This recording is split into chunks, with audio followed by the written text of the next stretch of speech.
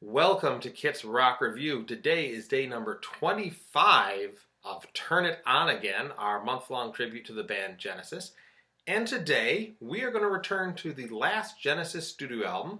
That is this album right here, Calling All Stations. And as many people know, this is the first album and only studio album that Genesis produced after Phil Collins left the band.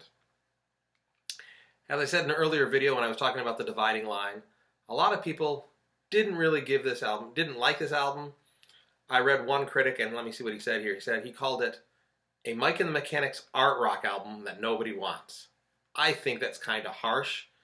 Now, it's not the greatest Genesis album in the world, but it's not a bad album. I think a lot of people didn't give it a chance. When the news hit that Phil Collins had left the band, there were rumors that Peter Gabriel was going to rejoin. And then there were also rumors that Paul Carrack, who was one of the lead singers of Mike and the Mechanics, was going to become the new lead singer of Genesis.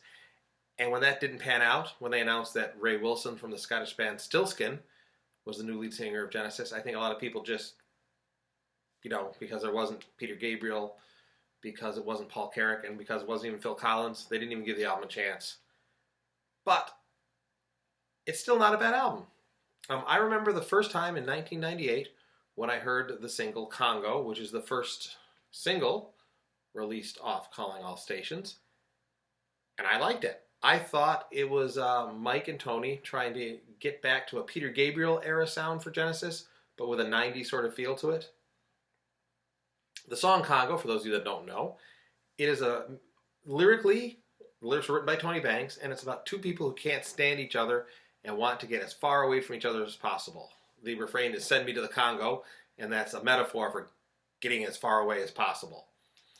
Musically, the song opens with some Caribbean/African drum beats. I really like the percussion on that song, and then it goes into this sort of African-style chant, da da da da da da da da da da. Then you get, guitar, synthesizers, and a gated reverb drum sound. And I've said in other videos, what gated reverb drums are.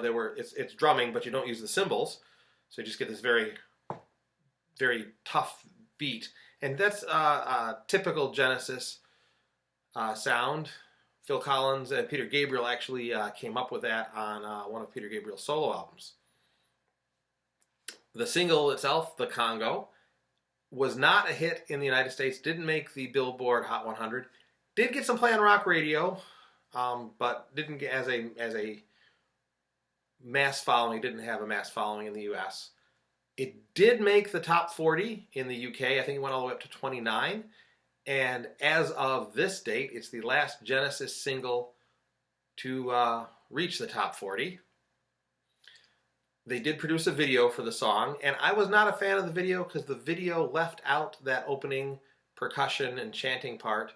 So I'm going to put a video in. It's not going to be the official video when I put in the comments. It'll be some video that someone made on YouTube.